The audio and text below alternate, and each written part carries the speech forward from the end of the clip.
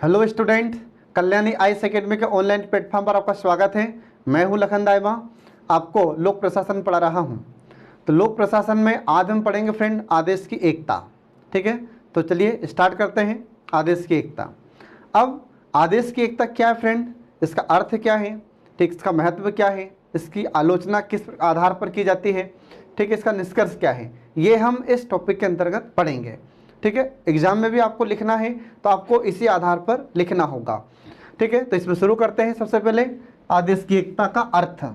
तो आदेश की एकता का अर्थ क्या है फ्रेंड, तो इसमें आपको ध्यान रखना है कि हमारा जो प्रशासनिक क्षेत्र होता है, मतलब हमारा गवर्नमेंट ऑर्गेनाइजेशन होता है, सरकारी संगठन होता है, इसमें आदेश की एकता का पालन होता है। अब आदेश की एकता है क्या, तो इसमें अपने को ध्यान रखना है कि प्रशासनिक क्षेत्र में प्रत्येक अधीनस्थ को एक उच्च अधिकारी आदेश देता है।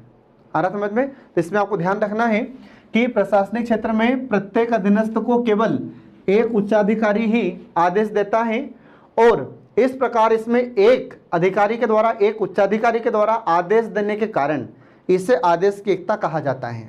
तो एग्जाम में अगर आपसे पूछता है 3 नंबर में कि आदेश की एकता का अर्थ लिखिए, तो हमको क्या लिखना है, तो हमको सीधा से लिखना है कि प्रशासनिक क्षेत्र में प्रत्येक अधीनस्थ को एक उच्चाधिकारी के द्वारा आदेश दिया जाता है, और इसे ही हम आदेश की एकता कहते हैं। इसे इंग्लिश में यूनिटी ऑफ कमांड कहा जाता है।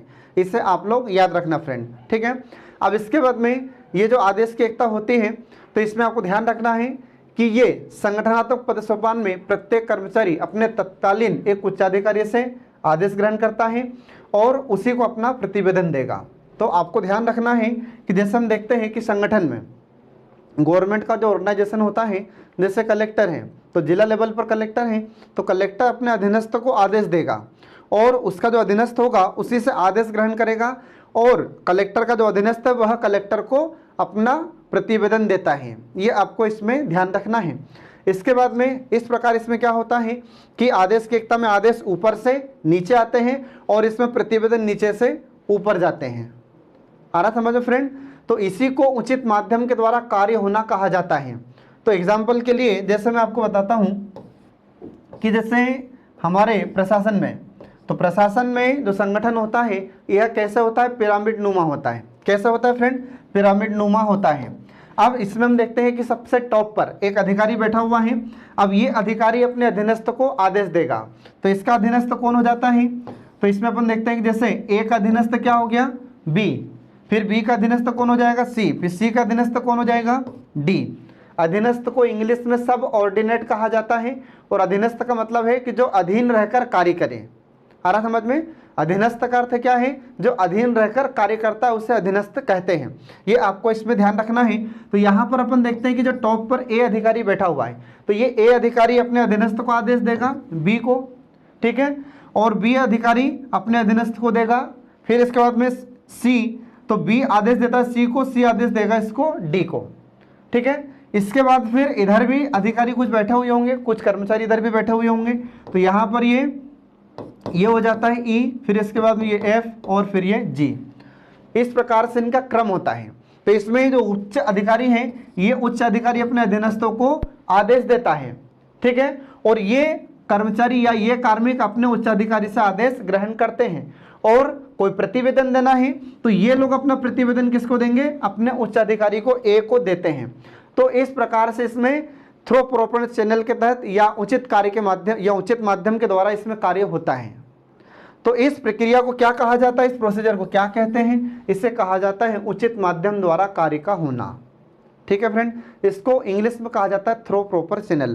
तो अगर एग्जाम में आपसे क्वेश्चन पूछा जाता है, 3 नंबर में आपसे पूछ सकता है कि उचित माध्यम द्वारा कार्य का होना, इसका अर्थ क्या है, ये 3 नंबर में आपसे पूछेगा। जब 3 नंबर में ऐसा पूछ रहा है तो आपको क्या बताना है इसमें, तो आपको बताना है कि इसमें आदेश ऊपर से आता है और प्रतिवेदन नीचे से ऊपर जाता है। तो इस प्रक्रिया को कहा जाता है उचित माध्यम के द्वारा कार्य का होना। ठीक है फ्रेंड, ये आपको इसमें ध्यान रखना है। इसके बाद फिर अगला आता है इसमें आदेश की एकता की विशेषताएं। तो जो टॉपिक हम पढ़ रहे हैं आदेश की एकता, तो आदेश की एकता की विशेषता क्या है। ठीक है, तो अब इसकी कुछ विशेषताएं हैं जो आपको ध्यान रखना है। तो पहला है कि इसमें उचित माध्यम द्वारा कार्य के होने से व्यवस्था बनी रहती है। आ रहा समझ में? तो जब हम संगठन में कार्य करते हैं तो ये इसका पालन हमें करना पड़ता है, आदेश की एकता का पालन करना पड़ता है। और इसकी पहली विशेषता क्या हो जाती है कि उचित माध्यम के द्वारा कार्य होने से व्यवस्था बनी रहती है। तो इसमें जो भी अधीनस्थ होगा उसको पता है कि मेरा उच्च अधिकारी कौन है, ठीक है, और जो उच्च अधिकारी है उसे पता है कि मेरा अधीनस्थ कौन है। तो जो उच्चाधिकारी है उसे पता है कि मुझे आदेश किसे देना है, और जो अधीनस्थ है उसे मुझे पता है कि मुझे आदेश किससे ग्रहण करना है। तो इसके द्वारा फिर क्या होता है कि उचित माध्यम के द्वारा कार्य होता है, इससे व्यवस्था बनी रहती है, ठीक है। और जो अधीनस्थ होगा वह अपना प्रतिवेदन अपने उच्च अधिकारी को देता है, तो इससे क्या होता है, एक व्यवस्था बनी रहती है। आया समझ में, ये आपको ध्यान रखना है। दूसरा पॉइंट है इसमें कि सत्ता के सूत्र पूर्णतः स्पष्ट होते हैं। अब सत्ता के सूत्र का मतलब क्या हो जाता है, तो यहाँ पर जो शासन करते हैं, जिसके पास अधिकार होता है, शक्ति होती है, वह कहलाते हैं सत्ता। तो सत्ता के सूत्र यहाँ पर जो अधिकारी वर्ग हैं वे स्पष्ट होते हैं। तो स्पष्ट का मतलब क्या हो जाता है कि सत्ता के सूत्र स्पष्ट होते हैं। तो ये इसमें हम देखते हैं कि कलेक्टर अपने अधीनस्थ को आदेश देगा और कलेक्टर का जो अधीनस्थ है वह कलेक्टर से आदेश ग्रहण करेगा, ये स्पष्ट होता है, ठीक है, इसमें कोई कंफ्यूजन नहीं होता है। इसके बाद फिर तीसरा पॉइंट आता है इसमें कि इसमें एक व्यक्ति एक स्वामी की अवधारणा का पालन होता है। अब एक व्यक्ति एक स्वामी का मतलब क्या है, तो इसमें जो भी अधीनस्थ हैं, ठीक है, उस अधीनस्थ को यह पता है कि मुझे किससे आदेश ग्रहण करना है। तो एक व्यक्ति हुआ, और स्वामी मतलब उसका उच्च अधिकारी कौन है ये उसे पता है, तो इसे कहा जाता है एक व्यक्ति एक स्वामी। इसकी अवधारणा का इसमें पालन होता है, ये आपको इसमें ध्यान रखना है। इसके बाद फिर इसमें अगला पॉइंट इसमें आता है कि यह पद सोपान पद्धति के अनुकूल होता है। अब पद सोपान का मतलब क्या है फ्रेंड, तो पद सोपान का मतलब होता है कि हमारे प्रशासनिक संगठन में उच्चतर से निम्नतर से उच्चतर का शासन, ठीक है, उसे कहा जाता है पद सोपान। तो ये कैसा हो जाता है, तो इसमें हम देखते हैं कि ऊपर से नीचे और नीचे से ऊपर। तो पद सोपान का मतलब हो जाता है पदों की एक सीढ़ी। पद सोपान का अर्थ क्या है, पदों की एक सीढ़ी होती है।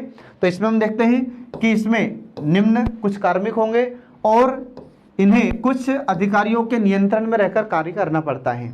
तो इसमें हम देखते हैं कि नीचे से ऊपर जाने पर इसमें कार्मिकों की संख्या या कर्मचारियों की संख्या घटती जाती है, और ऊपर जाने पर लास्ट में एक इसमें उच्च अधिकारी होता है। और पद सोपान में जब ऊपर से हम नीचे आते हैं तो कार्मिकों की संख्या कर्मचारियों की संख्या बढ़ती जाती है, ठीक है। तो पद सोपान क्या है, तो पदों की एक सीढ़ी होती है जिसे हम पद सोपान कहते हैं। आ रहा समझ में, तो इसमें आपको ध्यान रखना है। तो इसमें उच्च अधिकारियों के द्वारा आदेश दिया जाता है अपने अधीनस्थों को, और ये अधीनस्थ अपने अधिकारी को प्रतिवेदन देते हैं। आ रहा समझ में, तो पद सोपान व्यवस्था में एक उच्चाधिकारी होगा, बाकी उसके अधीनस्थ होंगे, ठीक है। तो पदों का एक सोपान होता है, पदों की एक सीढ़ी होती है जिसको हम पद सोपान कहते हैं, ठीक है फ्रेंड, इसमें आपको ध्यान रखना है। तो पद सोपान पद्धति का इसमें उपयोग होता है, इसको ध्यान रखना है। और पद सोपान पद्धति के यह अनुकूल होता है, ठीक है, क्योंकि पद सोपान में भी क्या होता है, तो पद सोपान में भी आदेश ऊपर से नीचे आते हैं और प्रतिवेदन नीचे से ऊपर जाते हैं। उदाहरण के लिए जैसे कलेक्टर हैं, तो मैंने आपको पिछले क्लास में भी यह उदाहरण दिया था कि जैसे कलेक्टर है तो कलेक्टर अपने अधीनस्थ को आदेश देगा, ठीक है। जैसे एडिशनल कलेक्टर है, एसडीएम है, इसके बाद फिर तहसील स्तर पर तहसीलदार होता है, नायब तहसीलदार होता है। तो इन अधीनस्थों को कलेक्टर आदेश देता है और ये अपना प्रतिवेदन कलेक्टर को देते हैं। तो एक थ्रो प्रॉपर चैनल के तहत ये अपना प्रतिवेदन कलेक्टर तक पहुंचाते हैं, ठीक है। तो इसमें पद सोपान पद्धति के यह अनुकूल होता है, इसे ध्यान रखना है। इसमें एकता महत्वपूर्ण होती है, न कि आदेश, ठीक है। तो ये कैसे फ्रेंड, तो इसमें हम देखते हैं एकता का मतलब क्या है यहाँ पर, तो इसमें एक ही व्यक्ति से आदेश ग्रहण किया जाएगा। तो जब एक ही व्यक्ति से आदेश ग्रहण किया जाता है तो उसे हम आदेश की एकता कहते हैं, ठीक है। तो इसमें एक ही व्यक्ति से आदेश ग्रहण किया जाएगा, इसलिए इसको हम एकता कहते हैं, ठीक है। तो इसमें एकता महत्वपूर्ण होती है, यह आपको याद रखना है। इसके बाद फिर उत्तरदायित्व इसमें पूर्णतः स्पष्ट होता है। तो किसका कौन सा उत्तरदायित्व होगा ये सबको पता होता है। जैसे उदाहरण के लिए हम देखते हैं कि यहाँ पर, अब यहाँ पर मान लीजिए कि ये एसडीएम है, ठीक है, एसडीएम। अब एसडीएम को पता है कि मुझे किसे प्रतिवेदन देना है, ठीक है। तो कलेक्टर ने अगर कोई आदेश दिया है इसको एसडीएम को, तो एसडीएम को आदेश दिया है तो एसडीएम को पता है कि मेरा कार्य क्या है और मैं किसके प्रति उत्तरदायी हूं ये उसे पता है। आ रहा समझ में, तो इसमें आपको ध्यान रखना है, एसडीएम को पता है कि मैं किसके प्रति उत्तरदायी हूं, कलेक्टर के प्रति। जवाब किसको देना है, मुझे कलेक्टर को देना है। तो इसमें उत्तरदायित्व तो बिल्कुल स्पष्ट होता है, इसमें कोई कंफ्यूजन नहीं होता। ये इसकी विशेषता होती है आदेश की एकता की। ठीक है फ्रेंड, ये आपको इसमें ध्यान रखना है। अब इसके बाद में इसका महत्व क्या है, तो इसके कुछ महत्व होते हैं लोक प्रशासन में या हमारे प्रशासन में, ये आपको इसमें ध्यान रखना है। तो कौन कौन से इसके महत्व हैं, तो प्रशासन में यह सिद्धांत अव्यवस्था को रोकता है। आ रहा समझ में? अगर किसी को ये पता ना हो कि मुझे किससे आदेश ग्रहण करना है और किसी को ये पता नहीं है कि मुझे अपना प्रतिवेदन किसे देना है, तो इससे क्या होगा, इससे व्यवस्था भंग हो जाती है, इसमें अव्यवस्था बढ़ती है। ठीक है, तो महत्व क्या है इसका, तो इसका महत्व ये है कि प्रशासन में इस सिद्धांत से यह सिद्धांत अव्यवस्था को रोकता है। तो व्यवस्था भंग होने से यह सिद्धांत उसको बचाता है, ये आपको ध्यान रखना है। क्लियर है सबको? फिर इसके बाद में उत्तरदायित्व का निर्धारण करता है यह। तो उत्तरदायित्व का निर्धारण कैसे करता है, तो जो भी अधीनस्थ है उसे पता है कि मुझे किसे जवाब देना है या मैं किसके प्रति उत्तरदायी हूं, ये उसे पता है। तो यह उत्तरदायित्व का निर्धारण करता है यह सिद्धांत, आदेश की एकता का सिद्धांत। ठीक है, इसके बाद में यह अधिकार और उत्तरदायित्व के बीच समन्वय स्थापित करता है। अब अधिकार का मतलब क्या है फ्रेंड, तो जिसके पास अधिकार होता है कार्य करने का, जिसको हम अधिकारी कहते हैं, और उत्तरदायित्व मतलब जो कार्मिक है अधिकारी के नियंत्रण में रहकर काम करेगा। तो दोनों के बीच में यह सिद्धांत क्या करता है, समन्वय स्थापित करता है, तालमेल बैठा कर रखता है। आ रहा समझ में? तो थोड़ी देर पहले ही मैंने आपको कलेक्टर और एसडीएम का उदाहरण दिया है। तो कलेक्टर आदेश देता है, ठीक है, किसको, अपने अधीनस्थ को, एसडीएम को, और एसडीएम कोई भी काम के प्रति किसके प्रति जिम्मेदार होगा, कलेक्टर के प्रति। तो एसडीएम को पता है कि मुझे किसे जवाब देना है, कलेक्टर को, और कलेक्टर को पता है कि मुझे किसे आदेश देना है, एसडीएम को। तो इन दोनों के बीच में तालमेल इससे बना रहता है, दोनों के बीच में समन्वय स्थापित होता है। ठीक है, ये आपको इसमें ध्यान रखना है। अब इसीलिए जो आदेश की एकता है, तो आदेश की एकता से संबंधित हेनरी फ्योल का एक सिद्धांत है, ये आपको हमेशा याद रखना है। यदि एग्जाम में आपसे क्वेश्चन पूछा जाता है कि आदेश की एकता से संबंधित हेनरी फ्योल का सिद्धांत लिखिए, ये 3 नंबर में आपसे पूछ सकता है। ठीक है, अब 3 नंबर में अगर पूछ रहा है तो आपको ये हेनरी फ्योल का एज इट इज स्टेटमेंट लिखना होगा। ठीक है, तो इन्होंने क्या कहा है, तो हेनरी फ्योल ने कहा है कि आदेश की एकता के उल्लंघन से सत्ता कमजोर हो जाती है, अनुशासन खतरे में पड़ जाता है और व्यवस्था भंग हो जाती है तथा स्थायित्व को संकट उत्पन्न हो जाता है या स्थायित्व संकट में पड़ जाता है। ये हेनरी फ्योल का स्टेटमेंट है, ये बहुत ही प्रसिद्ध स्टेटमेंट है इनका, और कई बार एग्जाम में पूछा भी जा चुका है। तो ये स्टेटमेंट आपको याद रखना होगा। ठीक है फ्रेंड, इसके बाद फिर आगे हम बढ़ते हैं। तो जो आदेश की एकता के बारे में हमने पढ़ा है, भी आदेश की एकता का महत्व पढ़ा है। ठीक है, तो इसके महत्व के साथ साथ इसकी आलोचना भी की जाती है। ठीक है, जो आदेश की एकता है तो इसकी आलोचना किन आधारों पर की जाती है, वो अब यहाँ पर हम शुरू करते हैं। तो इसमें देखिए, आदेश की एकता का जो सिद्धांत है उसके कई लाभ हैं, लेकिन लाभों के पश्चात भी इसमें कुछ विद्वानों के द्वारा इसकी आलोचना की गई है। तो इसमें कौन कौन से विद्वान हैं जो आदेश की एकता की आलोचना करते हैं, तो इसमें नाम याद रखना है आपको, टेलर, इसके बाद फिर मिलेट, फिर इसके बाद में सेक्युलर हडसन। ये ऐसे विद्वान थे जिन्होंने आदेश की एकता का या आदेश की एकता के दोष भी बताए थे, आदेश की एकता की आलोचना भी इन्होंने की थी। ठीक है, तो एग्जाम में आपसे क्वेश्चन पूछ सकता है कि आदेश की एकता की आलोचना करने वाले विद्वानों के नाम बताइए। तो आपको 3 नंबर में अगर पूछता है तो इनके नाम आपको लिखना पड़ेगा। ठीक है फ्रेंड, अब इन्होंने आलोचना किस किस आधार पर की है, तो ये देखिए इसमें। तो पहला इन्होंने ये बताया कि आदेश की एकता से कार्य विशेषण की प्रधानता को बढ़ावा मिलता है। अब ये क्या हुआ, तो आदेश की एकता से कार्य विशेषीकरण की प्रधानता को बढ़ावा मिलता है। इसका मतलब ये हुआ कि जैसे जब कोई भी व्यक्ति एक ही कार्य करेगा, ठीक है, तो जब कोई भी व्यक्ति एक ही कार्य करता है, तो जब एक ही कार्य को व्यक्ति बार बार करेगा तो वह उसका एक्सपर्ट हो जाता है, विशेषज्ञ हो जाता है। ठीक है, तो उसको विशेषज्ञता हासिल हो जाती है, लेकिन उसको दूसरे कार्यों के बारे में जानकारी कम होती है। आ रहा समझ में? तो इससे कार्य विशेषीकरण की प्रधानता को बढ़ावा मिलता है। इस आधार पर इन्होंने आलोचना की। इसके बाद में फिर दूसरा क्या है, तो इसमें नौकरशाही को बढ़ावा मिलता है। अब ये नौकरशाही क्या फ्रेंड, तो इंग्लिश में नौकरशाही को कहा जाता है ब्यूरोक्रेसी। ठीक है, ब्यूरोक्रेसी इसको इंग्लिश में कहा जाता है। और जो नौकरशाही शब्द होता है, ये नौकरशाही किससे मिलकर बना है? तो नौकरशाही मिलकर बना है नौकरशाह से। आ रहा समझ में? और जो नौकरशाह शब्द होता है ये किससे मिलकर बना है? नौकर से। आ रहा समझ में? तो जैसे हम लोगों का भी सिलेक्शन होता है यूपीएससी में, पीएससी में, तो हम लोग सरकार के नौकर होते हैं। ठीक है, तो जो भी व्यक्ति नौकरी करेगा वो चाहे प्राइवेट करे चाहे गवर्नमेंट करे, क्या कहलाएंगे? नौकर।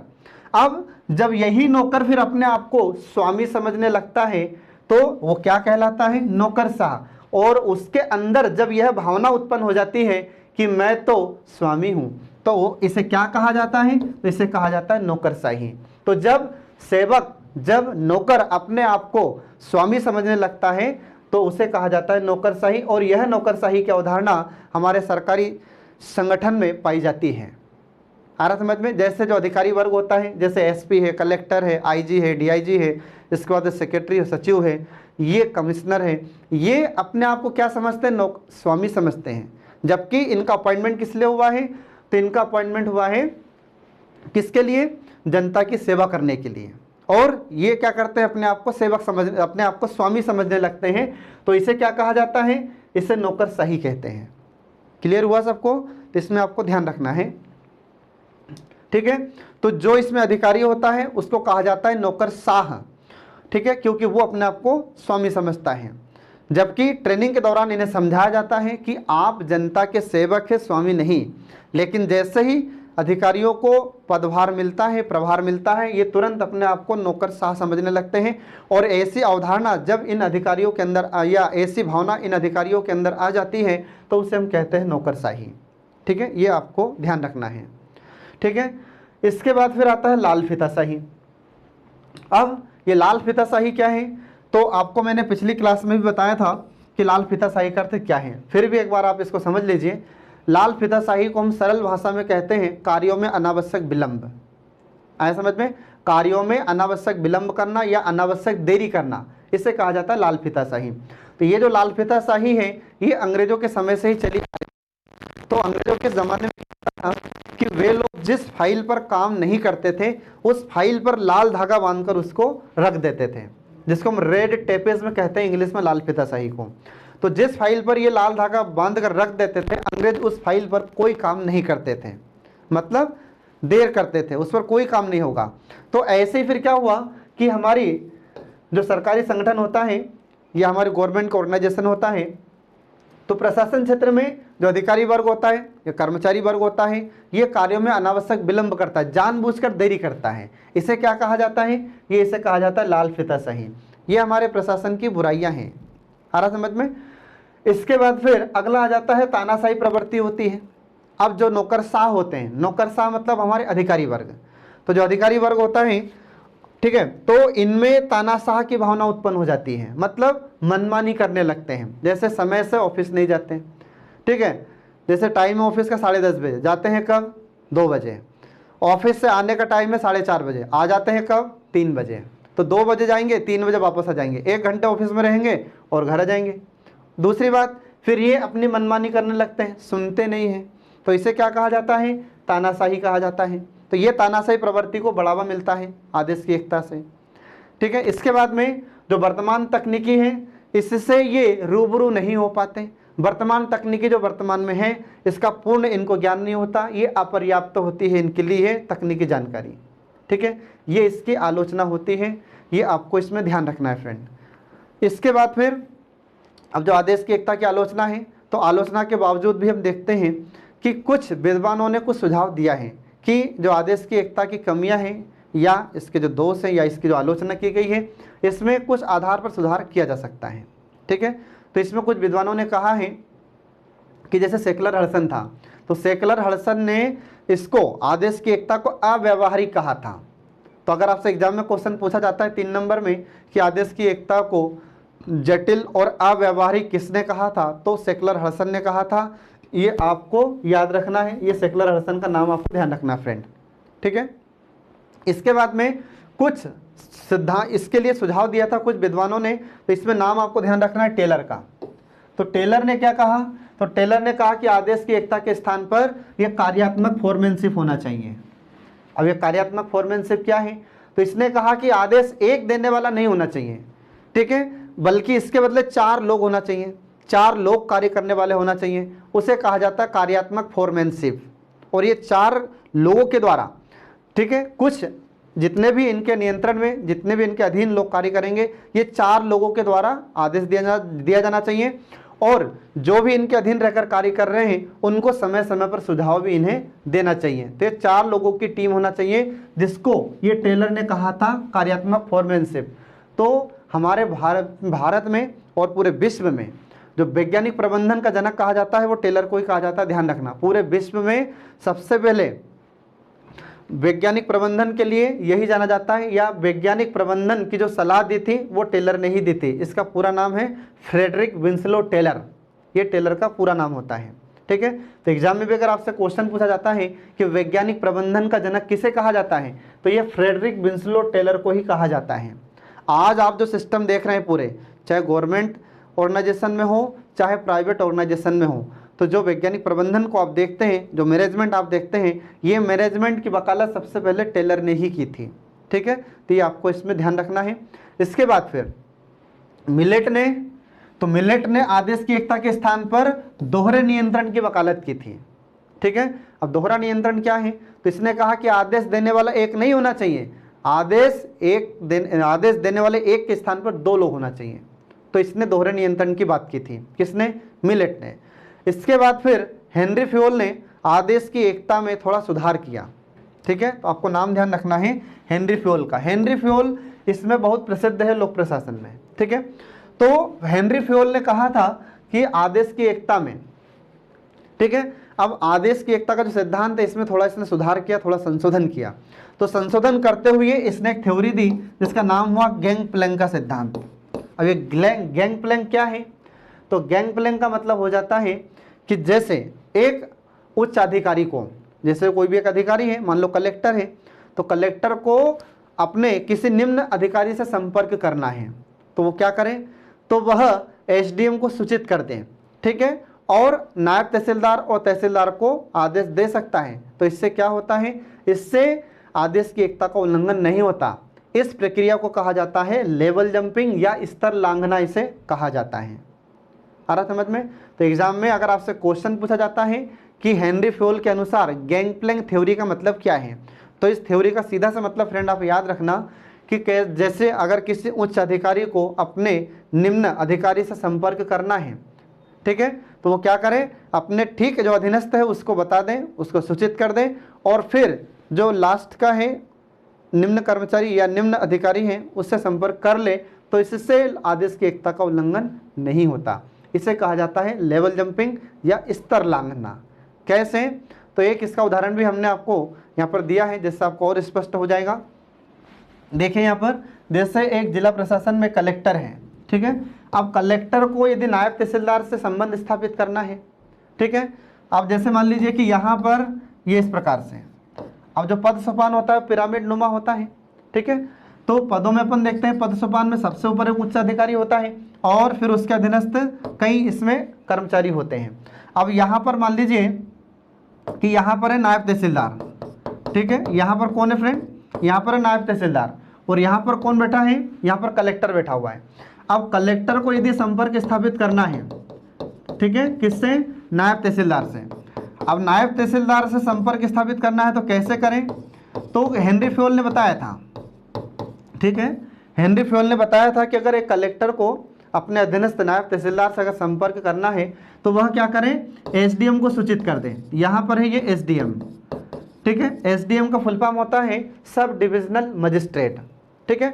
अब इस कलेक्टर को नायब तहसीलदार से संपर्क करना है तो वो पहले किसे सूचित कर दें, वह एसडीएम को पहले सूचित कर दें और उसके बाद सीधे नायब तहसीलदार से सीधा संपर्क स्थापित कर ले, तो इससे आदेश की एकता का उल्लंघन या पद सोपान सिद्धांत का उल्लंघन नहीं होता, ठीक है। इस प्रक्रिया को कहा जाता है लेवल जंपिंग या स्तर लांघना, और इसी को नाम दिया गया था गैंगप्लैंक का सिद्धांत, ठीक है। ये आपको इसमें ध्यान रखना फ्रेंड। इसके बाद में फिर आदेश की एकता का निष्कर्ष क्या है, तो आदेश की एकता का निष्कर्ष ये होता है कि जो हमारा सरकारी संगठन होता है इसमें शास्त्रीय, अब शास्त्रीय का मतलब क्या होता है, तो शास्त्रीय का मतलब होता है जो परंपरावादी स्वरूप है, तो परंपरावादी स्वरूप को ही कहा जाता है शास्त्रीय स्वरूप। तो इसमें निसंदेह हमारा आदेश की एकता का सिद्धांत या हमारा पद सोपान का सिद्धांत महत्वपूर्ण स्थान रखता है, परंतु समय के साथ, परिवर्तन के साथ संगठन का स्वरूप और जटिल होता गया, तो यह अवधारणा धीरे धीरे कमजोर होती गई। वर्तमान में जबकि प्रत्येक क्षेत्र में हम देखते हैं कि संगठन में यह सिद्धांत समाहित हो चुका है, तब सभी क्षेत्रों के संबंध में किसी एक व्यक्ति द्वारा आदेश की बात केवल एक कल्पना से हमें प्रतीत होती है। लेकिन आज हमें यह स्वीकार करना होगा कि आदेश की एकता अवधारणा के साथ यह भी आवश्यक है कि विभिन्न क्षेत्रों में विविध आदेशों के कारण आदेश की विभिन्नता को स्वीकार किया जाए। निष्कर्ष में लिखना क्या है, तो निष्कर्ष में आपको ध्यान रखना, यहाँ तो हमने ज़्यादा निष्कर्ष लिख दिया, इतना बड़ा निष्कर्ष आपको नहीं लिखना है। इसमें क्या करना है आपको कि जो हमने ऊपर लिखा है उसका 1/3 आपको निष्कर्ष लिखना है, 1/3 आपको निष्कर्ष लिखना है। जैसे मान लीजिए कि 300 शब्द में पहले पूछे जाते थे, तो आपको 3 लाइन में निष्कर्ष लिखना होगा, और अगर आपने 200 शब्द में कोई आंसर लिखा है तो उसका 1/3 आपको लिखना है सीधा, ठीक है। मतलब 2 या ढाई लाइन आपको निष्कर्ष के लिखना है, ज़्यादा आपको नहीं लिखना है, ठीक है। ये आपको इसमें ध्यान रखना है फ्रेंड, ठीक है। तो इस प्रकार से यहाँ पर निष्कर्ष समाप्त हो जाता है। मतलब क्या हुआ कि जो आदेश की एकता का सिद्धांत है ये हमारे वर्तमान में सरकारी संगठनों में इसका प्रचलन हो चुका है, लेकिन कभी कभी क्या होता है कि आदेश की एकता का पालन नहीं होता है, लेकिन फिर भी आदेश की एकता को हमें स्वीकार करना होगा और यह वर्तमान में प्रासंगिक है, ठीक है। अगर आदेश की एकता का पालन नहीं होगा तो संगठन में, प्रशासन में अव्यवस्था हो जाएगी, ठीक है फ्रेंड। तो इस प्रकार से हम देखते हैं कि यहाँ पर इसका निष्कर्ष भी समाप्त हो जाता है। अब हमको इसमें ध्यान रखना है, अब इसमें आंसर हमको कैसे लिखना है, ठीक है। अगर आपसे क्वेश्चन पूछा 3 नंबर में आदेश की एकता, अब आदेश की एकता उसने 3 नंबर में अगर पूछा है आपसे, तो आपको मात्र कितने शब्दों में आंसर देना है, ठीक है, 20 से 30 शब्दों में आपको आंसर देना है। मतलब कि 3 लाइन में आपको आंसर कंप्लीट करना होगा, ठीक है। 30 शब्द से ज़्यादा आपको नहीं लिखना है, और जब 30 शब्द में आपसे पूछ रहा है तो सिर्फ आदेश की एकता आपको लिखना है, उसका अर्थ लिखना है, बाकी आपको कुछ नहीं लिखना है, ठीक है। फिर इसके बाद में उसने यदि आपसे 5 नंबर में पूछा है, अब 5 नंबर में 50 शब्द में क्वेश्चन आपसे पूछेगा, तो 50 शब्द में अगर आपको आंसर लिखना है तो फिर कैसे लिखेंगे, तो आपको सीधा अर्थ बताना है, ठीक है। अर्थ के बाद में इसकी विशेषता, फिर इसके बाद में इसका महत्व, ठीक है। और निष्कर्ष आपको नहीं लिखना है ज़्यादा। निष्कर्ष आपको जो 11 नंबर के क्वेश्चन आएंगे उनके आंसर लिखने में आपको निष्कर्ष का प्रयोग करना है, ठीक है।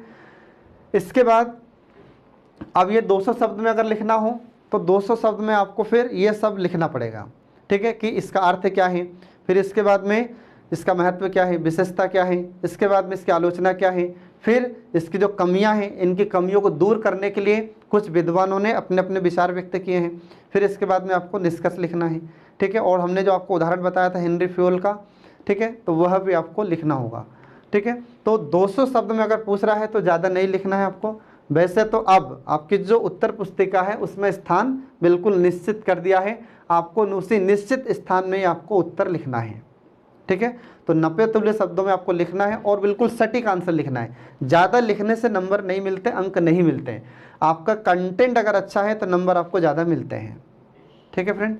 तो इस प्रकार से हम देखते हैं कि यहाँ पर ये आदेश की एकता का टॉपिक हमारा समाप्त हो जाता है। तो देखते रहिए हमारे कल्याणी आईएएस एकेडमी के सभी वीडियोस जो आपकी परीक्षा में सफलता का मार्ग प्रशस्त करते हैं।